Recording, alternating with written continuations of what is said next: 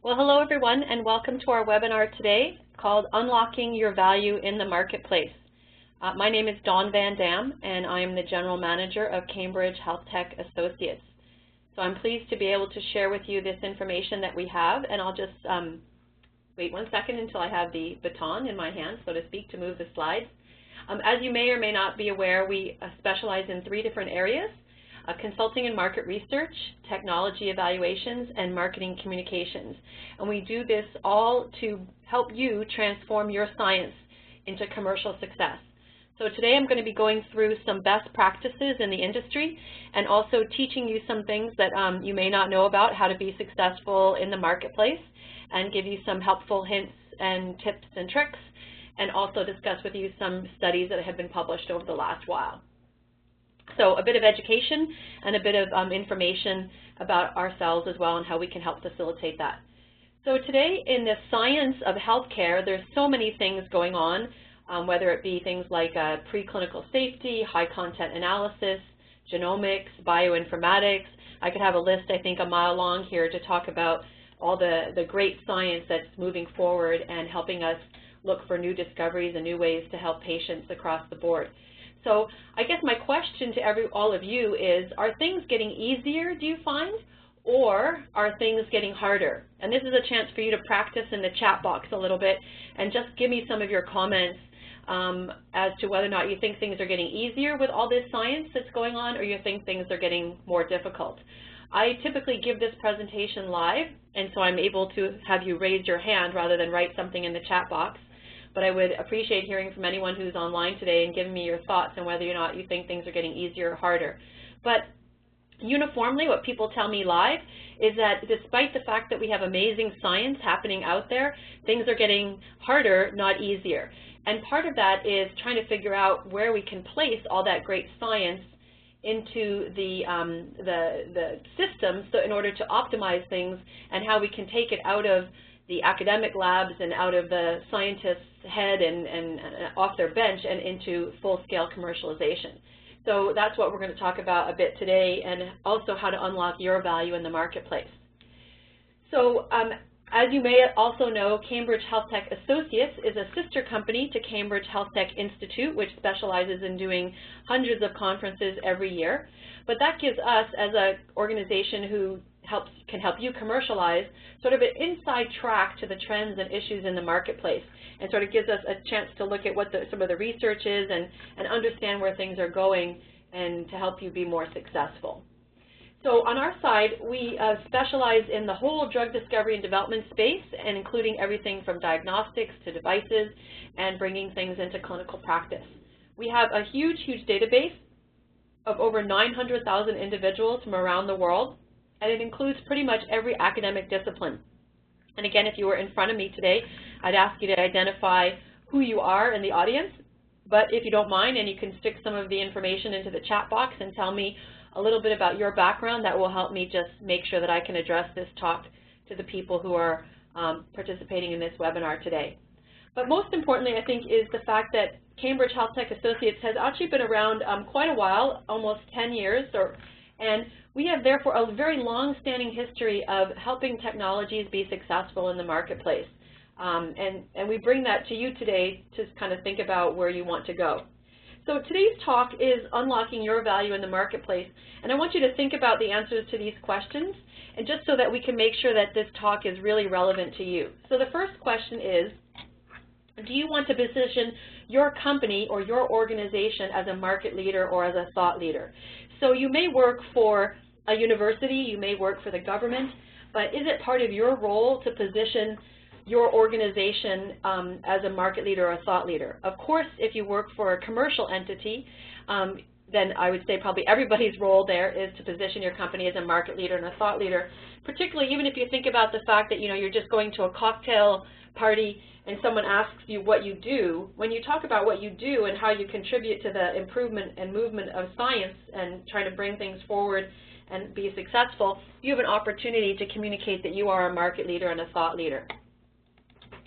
However, some of you maybe don't have that role or that responsibility where you work right now.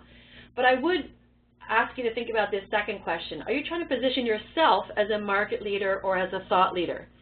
So again, when I typically ask this question among groups, hardly anybody raises their hand. And then what I do next is I kind of yell at everybody and say, oh, please, please don't say that you're not trying to position yourself as a thought leader, because everyone should be trying to position themselves as a thought leader. I'm sure you want your next career opportunity. I'm sure you might need to switch companies and go work for another organization at some point in your life or in your career. So really, you want to stand out from the crowd, and there's no sense trying to stand out from the crowd the minute you need a job. It's better to stand out from the crowd beforehand and get someone to pluck you out of where you are and therefore help you be more successful. The next question is, are you trying to generate leads and grow sales? And of course, some of you would be trying to do that. Others of you may also be trying to better identify the market opportunity and what your customers truly want. So again, that could be something like you're trying to understand, their positioning of your product in the marketplace and who are your purchasers, and that's an area where we can help you with consulting or market research. But everyone should be trying to figure out, what do I have to offer to the marketplace, and what does the market really want from me individually or from my company or organization? And then the last question here is, are you trying to encourage usage of your ideas or technology? So for those of you who are in academia or the government or a not-for-profit organization, you're most certainly trying to encourage usage of your ideas or your technology. So everyone should, again, answer that question. So this is really the setup to say that the rest of the information that I'm going to share with you today, sort of those best practices in the industry, really applies to everyone. It applies to you as an individual or your organization or your commercial company. So I'm hoping that you can all see how you could take this and do something with it. As I said, our goal here at Cambridge Health Tech Associates is to transform science into commercial success. And sometimes that's just helping you move it out of academia and into commercialization. Other times, you're into a full-scale worldwide launch. And other times it's just you trying to push your one idea forward. So as I said, we do three things: consulting, technology evaluations, and communications. We're going to talk a bit more about communications today and how to unlock your value in the marketplace. I did a presentation or a webinar a couple weeks ago about our technology evaluations and how we have this consortium of pharmaceutical companies, and to them we bring new technologies every year to evaluate. And at the end of today's discussion, I'll also be talking about our new Signature Award, which is all about new technology evaluations and how you can participate in the Signature Award. And then I have mentioned a couple of times the fact that we do consulting and market research to help you be successful, things like business plans, marketing plans, strategic plans, but also market research, phone interviews, face-to-face interviews, and online surveys, things like that. So with, one other piece of housekeeping maybe before we move along. Some of you may have registered to attend this webinar after being at one of these two conferences, either the Biobanking Congress in Indianapolis or the PEGS Europe Summit in Lisbon. If you have, you received a special offer at that conference. If you input your name and email in the survey at the end of this webinar, then you will get your prize, so to speak, for attending this webinar. So we appreciate those who went to those two conferences and attended and have registered today. So a little bit about consulting and market research and how it helps you unlock your value in the marketplace. So when we look at your opportunity, we really bring to bear two different things. We bring to bear our large database of people that we can survey, or our very narrow database of a few people who we need to speak to and learn about how your technology can be used in the marketplace. But we also bring our expertise. We always bring a business person and a scientific person to any project that we would do for you, so that you can really have enhanced recommendations and solutions as the best way to move forward. Our goal is to set out with certain insights and certain information and to validate those from the customer's perspective so that you can have the best path moving forward. Why would you need consulting services? Some people need consulting services or market research because they need more staffing flexibility. Maybe you need our deep expertise and knowledge of working in this industry for so very long, tapping into the resources we have here, the people that attend the conferences or the speakers. Or maybe you just need expanded contacts. Maybe you're going into a new market that you never have gone into before. So lots of different reasons why people consider using our consulting and market research services. Just a little bit about our team. I'm very proud to say and talk about Dr. Ernie Bush, who has been with us for quite a number of years. But he, very importantly, has over 30 years experience in drug safety and development at major pharmaceutical companies. And so when we need to really understand the inner workings of the pharmaceutical and biotech industry and how they're going to receive something from an R&D perspective, Ernie is always on the project, and they're providing fabulous insights and information as to how best to move forward. Additionally, Dr. Kevin Davies, he is another one of our scientific directors. You may know Kevin through his work at BioIT World. He was also the first editor of the first spin-off of Nature magazine. So the first spin-off of Nature magazine was Nature Genetics, and Kevin was the founding editor of Nature Genetics. So if we need work done in genomics, next-generation sequencing, personalized medicine, bioinformatics, all that sort of stuff, Kevin is the guy who's on the team from a scientific perspective.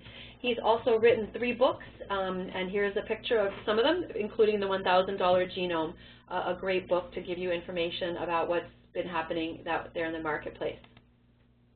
Myself, really, I'm a person who loves to take a business and make it super, super successful. And I've worked both in the industry, 17 years in the pharmaceutical industry, as well as working to support diagnostic companies, device companies, and healthcare practitioners, electronic health records. So my experience spans the whole life sciences and healthcare marketplace. Tony Flynn, his real true expertise is not just taking a product and making it successful, but also finding a way to create new categories that have never been utilized before. So he has great insights on seeing how things can be developed strategically, and he also has worked with us extensively on our iStudy called the iStudy Genomic Interpretation, Who Will Pay for Genomic Interpretation. So Tony is another fabulous business person working along side by side. So there's just a few highlights of some of our people, and I'll just give you a little bit about technology evaluations and then tell you about some research that's been published on how you can better unlock your value in the marketplace. So in regards to technology evaluations, we do some annual surveys to look at what people are adopting. So we regularly issue a study looking at, well, what technology did the industry, the pharmaceutical and biotech industry, adopt last year? What are they looking at this year? What are their plans for next year to consider as new technology? And then what have they abandoned? We will be issuing a new study in the beginning of the year, which will be quite comprehensive and also give you information about things that go far beyond what may have been considered in the past as technology under consideration. So we're really excited to be launching that come January. In our communities and our marketing communications and lead generation, I'm going to jump right in to tell you some really important information. And really what I'm going to focus on first is the concept of professional communities. So typically what I ask people to think about here is, how many of you are involved in LinkedIn in any way, shape, or form? So the first question is, are you on LinkedIn? And the second question is, are you a member of any groups in LinkedIn? So in our case, we have some of our own professional communities. We have the Drug Safety Executive Council, and then we have NGS leaders, or next generation sequencing leaders. And through forums like this, we host our webinars, we do discussion forums, we do blogs. So some of those same sorts of things can happen in a professional community like you might find on LinkedIn, but other things don't happen on LinkedIn. So on LinkedIn, there aren't any webinars. There's discussion forums, of course, but it's really not a place where people post their blogs, but they might link to their blogs. So I'm going to give you some best practices on how you can be better known and be seen as a thought leader in the marketplace by using things like a professional community like we have, if you're interested in things like drug safety or next generation sequencing, or go out and find some communities that are related to you and what you specialize in, or look at LinkedIn and decide how to use LinkedIn as a tool to make yourself be seen as a market leader in your particular niche of the industry. So why do professional communities work? So either one like ours or one like LinkedIn. Well, really, they provide a forum and a framework for people to learn. So you can kind of watch what's happening on something like a professional community or LinkedIn and better understand the trends and how people make their decisions. Another thing you can see there is the market players and their needs, and you can understand what's important to them. You can also often post a poll or do a survey or ask a question and see how people respond to do almost some early market research around what's important to you in your scientific area. And then via things like webinars and online focus groups, it's a really great way to get a pulse on people's interests and where they're thirsty for new knowledge. So we continuously use our online communities and LinkedIn online communities to look at the technology needs and the trends in the industry. So one of the things I often ask people to think about when I'm discussing things like LinkedIn is, does anyone know the maximum number of groups that you can join on LinkedIn? So think about that for a minute. I guess the first question is, are you involved in any groups on LinkedIn? And if you are, do you know the maximum number that you can join? So if you know the maximum number, again, if you could stick it in the chat box for me, and I'll see if anybody gets the number right, and I'll come back and tell you in a couple minutes. So why, again, are communities important? Some of the research out there talks about really it's an opportunity for discussion and knowledge sharing among current and prospective customers, and that can be done 24 hours a day, 7 days a week, 365 days a year. So it really gives you an opportunity to increase your touch points with current or prospective customers and understand what the market needs might be. And in today's restricted budget environment, it allows you to attract and engage prospective customers who might be unable to travel. So yes, things like conferences are fabulous ways to talk to people one-on-one, but if you can't get to a conference every month, or if your prospective clients can't get there every month, this is a way to continue the conversation and to understand it. So I'm going to answer the question about LinkedIn, sorry, before I move to the next slide. But the maximum number of groups that you can join in LinkedIn is 50, so 50. So there's an opportunity for you to look through LinkedIn and understand, are there more groups that I could join and be a part of the conversation and kind of share my expertise and my knowledge and let people know more about what's going on. So some of the best practices in joining communities and why people visit them are listed in this study right here. So the #1 reason why people visit a professional online network or community is to get access to thought leadership and information that I couldn't get anywhere else. So that's pretty amazing. People are going to the internet to learn something from someone else. So the question I need you to answer for yourself is, do I go out there and do I ever make a comment on someone else's blog or post or things like that? And then the next question is, do I ever put anything out there that's original? Or do I ever share any information that other people have created? Because there's a rule that exists, and that rule is the following. Out of every 100 people who go to an online community or a professional network, there's a rule on how they participate. So out of every 100 people, 90 of those people, so 90 of those people, only look and only read and only watch what's going on. So if you've never done anything active, then you're one of those 90 people. However, 9 people out of every 100 people, they'll take more action and they will respond to something, they'll add a comment, they'll interact. So they won't do anything original, but they'll interact. So if you want to improve your visibility in the marketplace, if you want to be seen more as a thought leader, if you want to be seen more as a market leader, your first opportunity is to move from the 90 to the 9 and interact with people on the internet. But the very top of the pinnacle is the one person out of every 100 who creates something original or who sends out something to everyone else and says, okay, here's my voice and I'm going to start the conversation. So a huge way for you to address this #1 thing that people are looking for when they go out there into the internet is if they want to access thought leadership and get information they couldn't get anywhere else, they could look to you as that one person in your area of specialty who's taken the lead and created something that other people can read.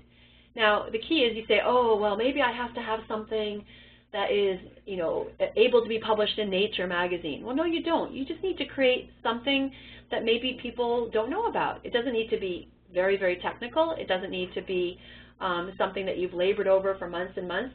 But if you can move yourself out of the 90 and into the 9 or into the 1 person out of every 100, then you're further along on your way to becoming a thought leader and a market leader in your area of the industry. So some more reasons on why people like communities. So people are open to communities because of two primary reasons. One is the opt-in concept. So if I'm interested in drug safety, I'm going to join a community about drug safety, and I'm going to interact with those people. So they know that when I'm talking, I'm most likely going to be having something of value to them about that particular issue around drug safety. But the other reason why people like communities is they want to see what other people recommend. They want to know if people are agreeing about this idea or disagreeing about this idea, what changes their mind, how do they react to things.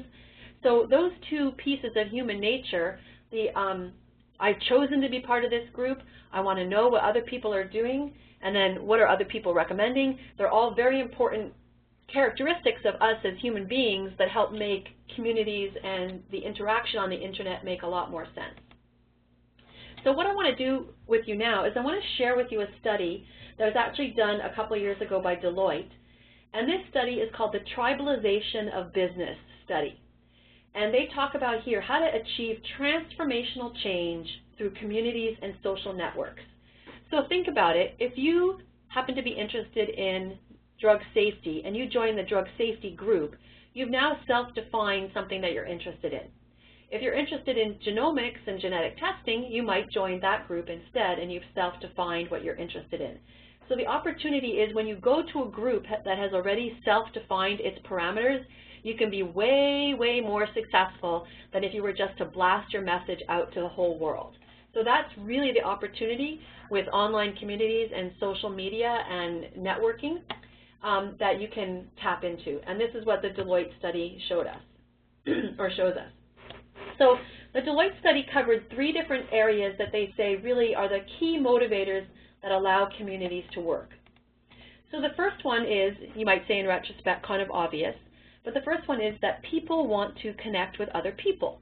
So if I can't see you physically and I can't talk to you over the phone, I still want to connect. I still want to understand what's important to people. I still want to understand what's going on out there. And we have that need to connect with people and move forward and kind of understand our lives together. So unlike perhaps, I don't know, bacteria or something like that, but people are fundamentally, want to connect with people. So that's the key first motivator that allows communities to work. The second one is that people want to help and to be helped. So if I was in front of you walking down the hall and I had a whole bunch of packages in my arms and I dropped one of those packages, you'd probably step up your pace a little bit and help me by picking up that package and putting it on top of my pile. And you may even offer to carry some of those packages for me. So that's the thing that is inherently in all of us. It feels good to help and it feels good to be helped. So when you reach out and you ask a question and people answer your question on the internet, they feel good because they're contributing to the conversation, and you feel good because you're, looking at the debate and understanding things from all angles. And even if someone gets mad or angry, you still understand their point of view, and maybe you can adjust your point of view because of that. So fundamentally, from the Deloitte study, they found that people want to help and to be helped. The third piece, which makes communities and social networks so very important, is this last one. What they said here was that people operate either in a social framework or a market framework. And then you say, okay, well, what does that mean? So what that means is if I was next to you, or if I'm on the internet and I said, hey, I've got this really good new soft drink, and this soft drink is so fabulous, you're going to love it, it's nutritionally sound, it costs, reasonable price, it's so amazing, it's so terrific, it's phenomenal. So what I'm doing here purposefully is I'm giving you words that are just kind of salesy words and pushing words to make the point that I'm really offering you my information right now in a market way. I'm pushing, I'm selling, I'm marketing to you my new soft drink. But instead, if I turn to one of the people online today and I said to them, hey, Bob, I really like this soft drink. Could you try it out? And then could you tell another one of the people on this webinar today, let's say Mary, could you tell Mary what you think about it? So here we've now created a social framework where I've asked Bob to give his honest opinion to Mary about what he thinks about it, but I'm not really taking a huge risk because I know I already love this soft drink. And I think Bob will love it too, but Bob is not being paid to sell this soft drink. Bob is just communicating his ideas. So when people feel that you're communicating things in a social way, in a sharing way, in a helpful way, they're much more receptive to your message. If the message comes across the first way, you can be sure they've put up their arms in front of themselves and said, stay away from me, don't tell me any more about your soft drink, all you're doing is trying to sell it to me. Give me a taste and let me know the truth before you just push it on me. So that's the key difference, those 3 points there on why communities and social networks really work, is that people want to connect with people, they want to help, and they want to be seen to be doing that in a social way rather than a marketing, salesy, advertising way. So a little bit more from the Deloitte study.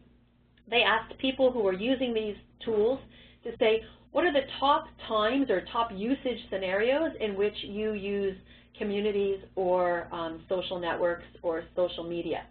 And the bigger the word on the screen here, the more important or more often people use professional communities for these reasons. So amplifying word of mouth, idea generation, market research, general marketing. So those are some of the ways and times to use these tools. But also one there called the canary in the coal mine. So kind of knowing something before anybody else knows it, or knowing something bad is happening and being able to get it and address it and figure it out before it blows way out of proportions. So you can think of some press or public relations debacles that have happened over the years where it just wasn't handled quickly and quick enough with a good enough response. So, social media gives you a chance to see what's going on before it becomes a big, horrible story. Again, in the Deloitte study, they asked people, what are your top business objectives for using professional communities and social networks? Things like generating word of mouth, increasing brand awareness, bringing ideas from outside into the organization faster, increasing customer loyalty, things like that. So again, if you're looking at this list, what are your business objectives and what are you trying to achieve? And then you can develop a specific strategy around how to use these tools to help you optimize this. And of course, this is one of the areas where we can help you, is try to figure out what are your business objectives and how can we use these tools to help you make these items happen. So what are some of the community features that contribute the most to effectiveness?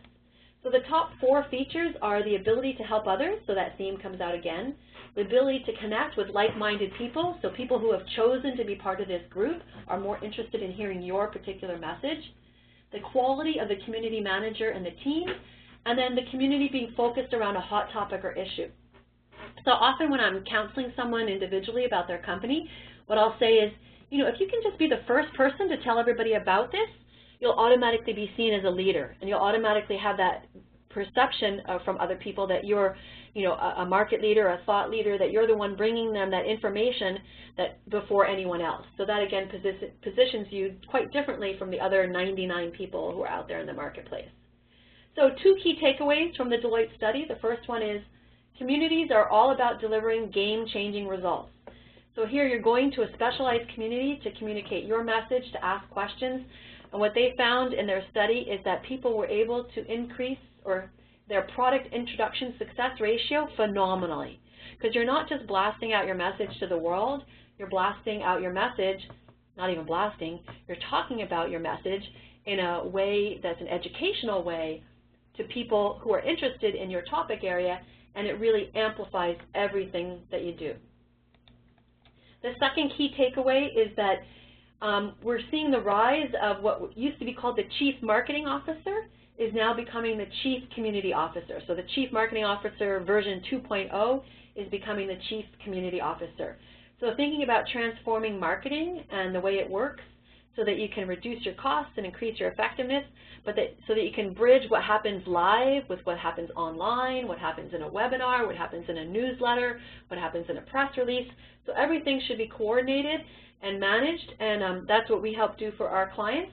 And it makes a phenomenal success and changes the perspective of what they've been doing. So I talked to you about 2 of our communities, but I want to move on to another topic which is extremely relevant nowadays in how you can become more valuable in the marketplace and unlock yourself. So, but first, before I do that, I want to ask you to just think about a few more questions. Where does the industry need more communities? So in your area of science, would you like to start a LinkedIn group? Would you like to help have someone help you manage that and help you figure out how to be successful, or even just work within the current LinkedIn groups or some of the professional communities like we have? What other features and functionality are needed? So for instance, one of the things we've done in the past is run poster competitions where the community votes on them and then a prize is awarded and things like that. It's a great way to understand what people are working on, what their needs are, and things like that. What will engage more members? What will engage you? What do you do in maybe other parts of your life? Like let's say you play soccer, or let's say you enjoy cooking. Are you a part of a community around soccer or cooking? And can we take some of the ideas that are working in those communities and bring them here to life sciences and healthcare? That would be really exciting. And would you like to use communities in your marketing initiatives as you go forward? So just a few things to think about before I tell you about how to be successful in another venue, which is Google and search engine optimization. So when we think about marketing communications and lead generation, really what we talk about today is it's all about relationship-based marketing. You need to build a relationship with your customers. No one buys from a stranger. No one uses a stranger's ideas. And building that relationship takes time.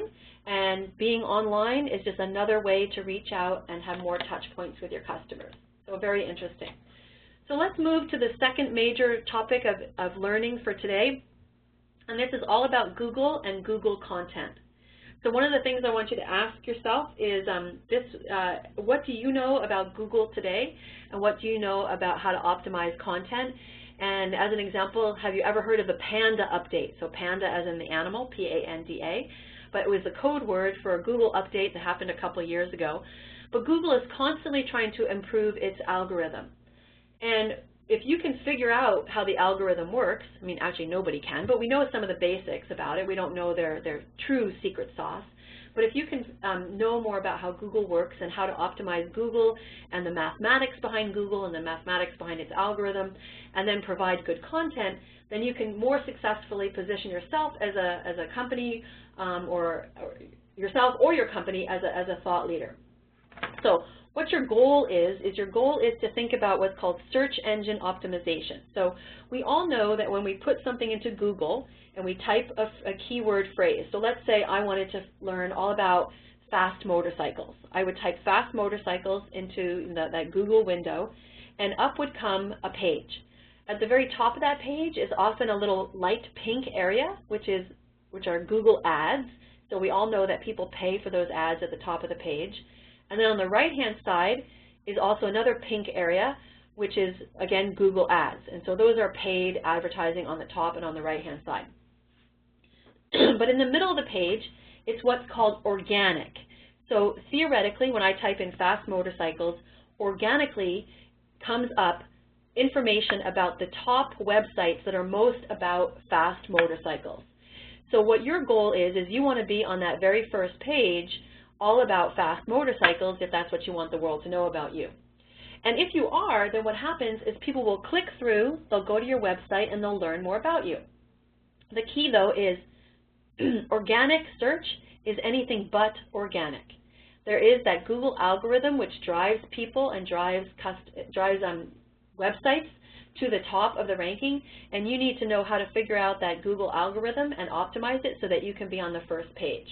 So why do you need to be on the first page? You need to be on the first page because I bet you, for most of you who are listening today, you barely go beyond the first page when you're looking for anything. So what the Google research has found is that 42% of visitors click on the #1 spot on Google search results. So that means that if you could move from page 5 to page 1, you'll get more clicks. But if you're on page 1, if you could move, as the last bullet point says here, if you can jump from number 8 on the page to number 3 on the page, you'll triple your traffic. So the key is that this traffic, as people click through it, they will then find your website, and hopefully then you have a way to capture their email address. So the question here is, are you offering them any reason to tell you who they are so that you can communicate with them and you can move forward from this? So this is a staggering piece of information and really is the key motivator behind why you should be on Google and why you should be thinking about your search engine optimization. So we have taken the Google algorithm and boiled it down to a very simple formula. So if you can do nothing else, these are the 3 things that you need to do. So in the middle of this triangle is what we call the keywords of success. So keywords drive traffic. So if I type in fast motorcycles, I'm going to be taken to pages on the internet that are all about fast motorcycles. So you need to think about what are the words that people would type into Google when they want to find you and what you have to offer. So you need to be really clear about those, and again, this is one of the areas that we specialize in and can certainly help you improve it. But the first thing that you need to do at the top of the pyramid is make sure you have one page for each of your keyword phrases. So if I want to be known for fast motorcycles, but I also want to be known for slow motorcycles, I need to have one page on my website that's optimized for fast motorcycles and one page that's optimized for slow motorcycles.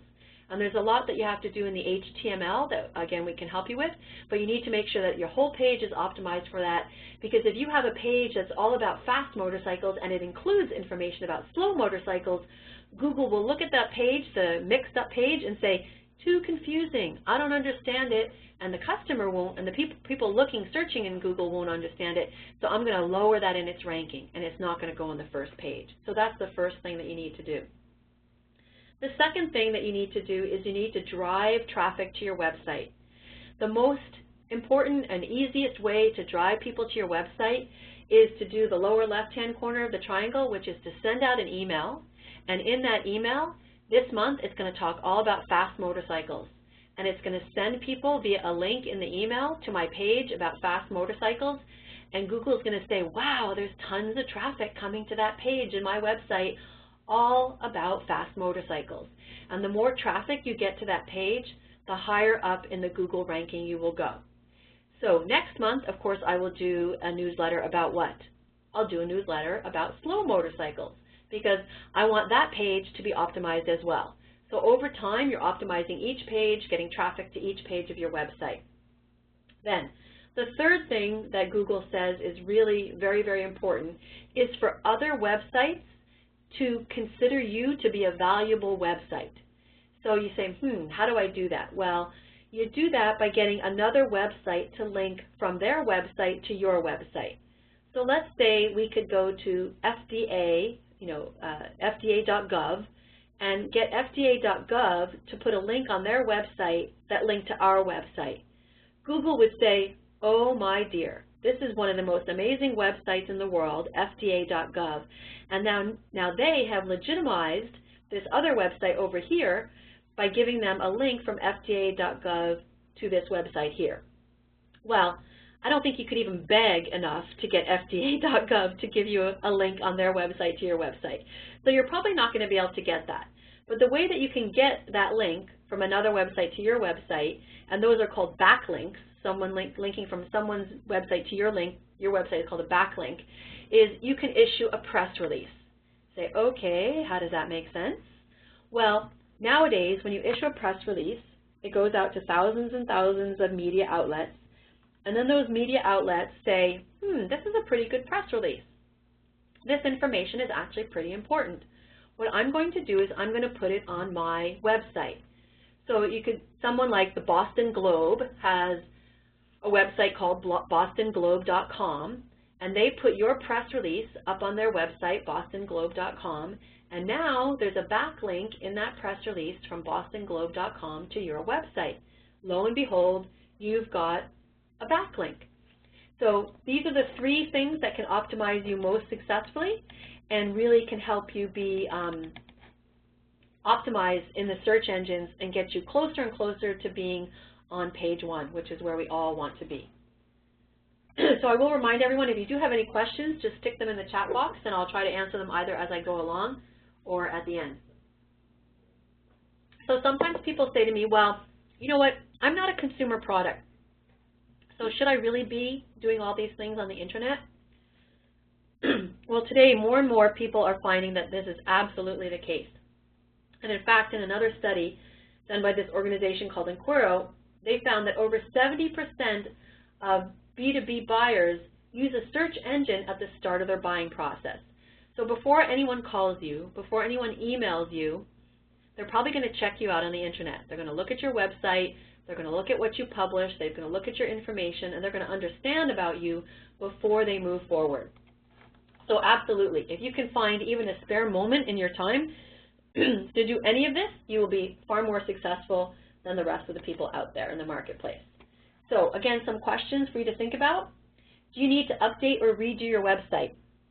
I was looking at a website recently, and I swear it was done in 1980. Very few are like that today, but again, do you need to update or redo your website? But more importantly, do you need to improve your search engine optimization? And in about 10 seconds, I can tell you whether or not you need to redo or improve your search engine optimization, because most websites don't today have good search engine optimization. Would you like more traffic to your website to generate leads and increase sales? Again, what are you doing to drive traffic to your website? Are you looking to improve your ranking in the Google search engines? And you need better lead generation. So if someone can click through to your website, what's going to happen once they get there? What are you doing to capture them, to find out who's interested in you? What information are you giving and sharing with them? So these are all strategies we can talk to you about. So these are some of the things that you can do. These are all things, of course, that we do. We have a very much longer list where we can help you. But one of the things I would also like to give you as a hint in this area is that when you're reading that list that's on the screen right now, you can read it much more faster than I can say it. So one of the things that Google gives you credit for, which I did not mention before, is how long people spend on your site. So if you can find ways to increase the time that someone spends on your site, you'll get more credit in the Google search engine rankings, and you'll get pushed higher up. Well, an easy way to get people to spend more time on your site is to turn the written word into videos. So whether it's a customer testimonial, a video tutorial, an explanation from you, a piece of a presentation you've given, the more people can watch things via video, it will take them longer to go through it, but they'll see the real you, they'll be able to trust you, they'll be able to understand you, you'll be able to build respect and rapport with them, and the side benefit of all that is that you'll get better value from Google because people will be spending more time on your site, and it'll push you up in the rankings. So the last thing I wanted to cover today is a new program that we've announced called the Signature Award, and this is a huge brand new program that we've introduced to the whole industry to help give you exposure to some of the most important customers who would be interested in your new technology and in your new science and in your new contributions in life sciences and healthcare. So what this is that the industry came to us and they said that we are just not seeing enough new technologies. And it's really hard for us to screen all those technologies, to evaluate them all, to kind of triage them and figure out what's the best. So we would like you, Cambridge Health Tech Associates, to put in a new program where we could have you bring forward to us sort of the best and the brightest and the newest things, and have us give you feedback on those and tell us where they fit into our drug discovery and development process. And we said, wow, what a fabulous idea, but we want to take it further. We don't want to just focus on the pharmaceutical and biotech industry. We want to include diagnostics, we want to include devices, we want to include healthcare practitioners, things like electronic health records, things that physicians and nurses and pharmacists will use in moving forward all this area of life sciences and healthcare. So just a couple of months ago, we introduced this new program, the Signature Award, which will really provide the people with the new science with an opportunity to learn from the end user more about how the end user sees their technologies. And really, it should jumpstart and expedite and accelerate the consideration and adoption of these new technologies, because that feedback loop will be much more enhanced than it ever has been before. So any new technology going through this system will come out the other end of being evaluated, and you'll be rated as one of these 4 items. You'll be either considered to be a blockbuster, an upstart, to be novel, or to be an innovator. And basically, this is a grid where you're being rated by the end user on 2 dimensions. One is your readiness to be launched into the marketplace and to be accepted and adopted by the end user. And the second one is your value and your contribution to the marketplace.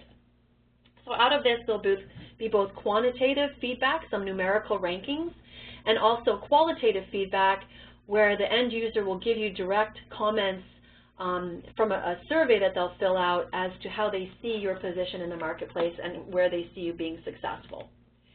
So what happens is you apply through an application process to us, And then we set up a webinar with the end user group, and if it's in the biopharmaceutical industry, we use our current Technology Evaluation Consortium members. If it's outside the biopharmaceutical industry, we will have a special panel, advisory panel, who will be doing this. So it's not us who are going to decide, it's your potential customers who are going to decide where you best fit in the marketplace. This program is open to both commercial organizations and to academics. And the program is a little different for each group, which I'll explain briefly in a moment.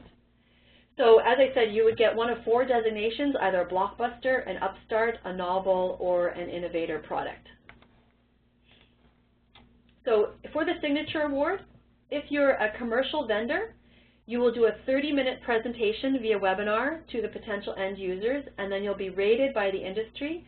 And then out of each group that goes through, if we have a minimum of 4 companies in any particular category, and I'll show you the categories in a couple minutes, we will then choose one company to win a free, full-blown Technology Evaluation Consortium project. I know I haven't spent time describing the Technology Evaluation Consortium in this webinar, but suffice it to say it's a really intensive, hands-on usage and evaluation of your new technology, and what comes out of the other end is data to validate your usage of your technology. For any academics, you would have a 15-minute presentation and a rating by the industry. So in the end, your rating, you'll get those ribbons that I just showed you, and you'll then be able to use those ribbons in all of your promotional and marketing material. And if you're trying to get vendors to, not vendors, if you're trying to get investors to help give you financing to launch your new technology, we've had a number of investment companies say this will be a great way for them to be able to screen what the best technologies are. So there is a small fee for this. For the commercial companies, it's $7,500, and that really just covers the cost to administer the program and get everything moving forward with the industry and setting up the advisory boards and giving you your feedback and getting everything logistically organized.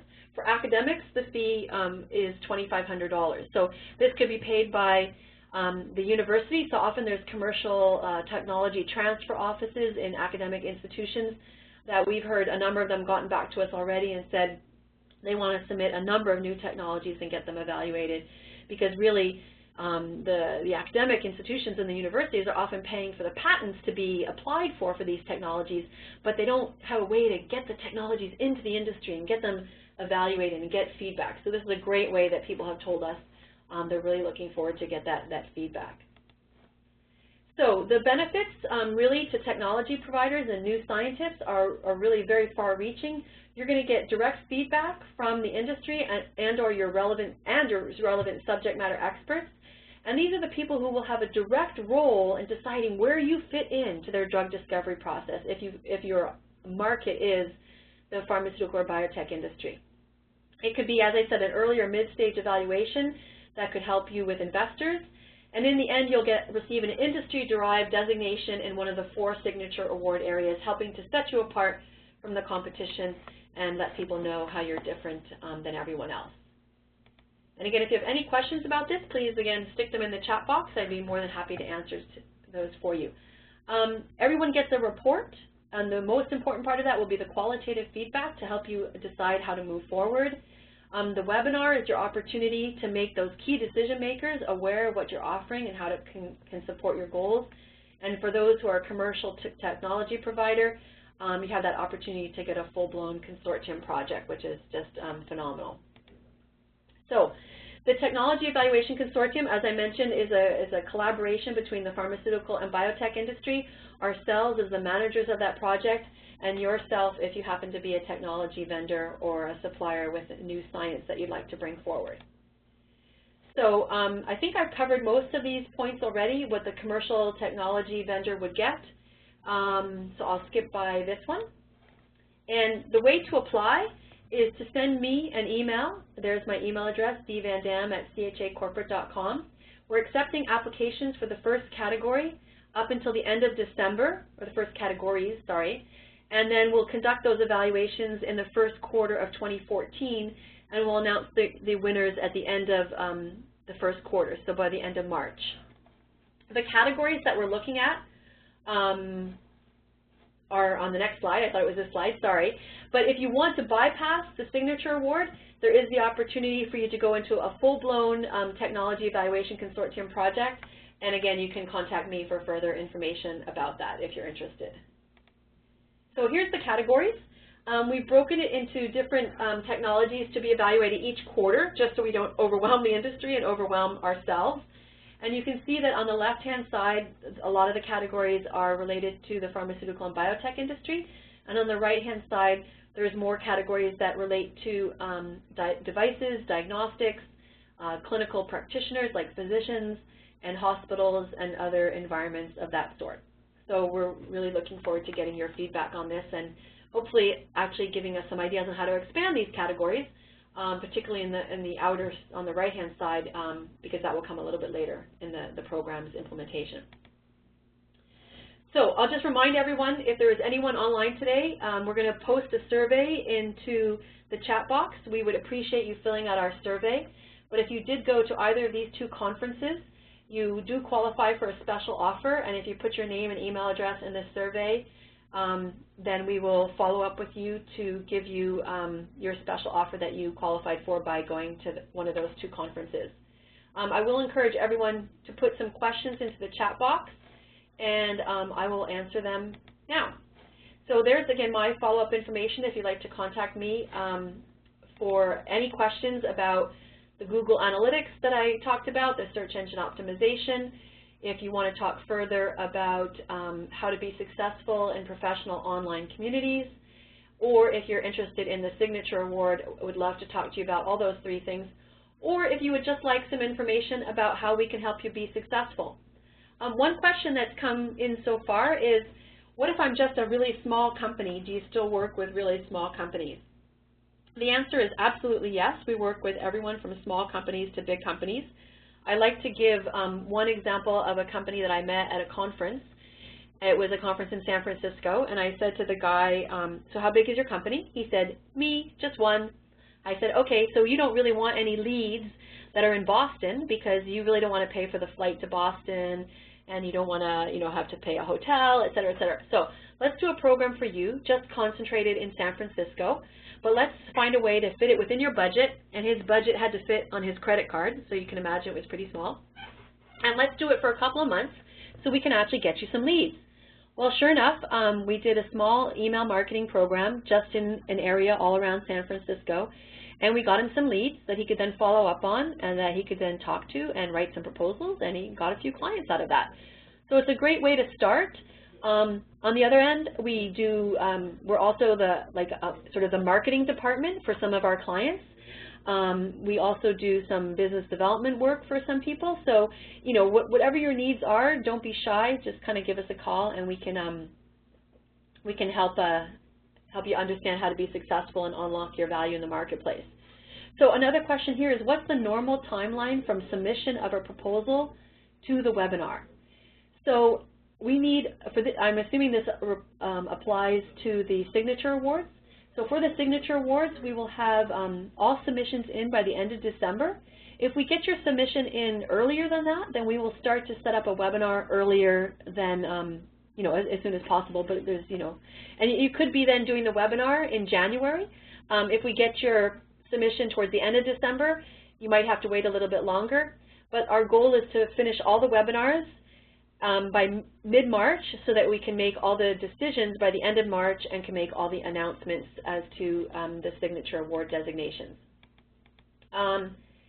Another question would be how long has the Signature Award program been in place?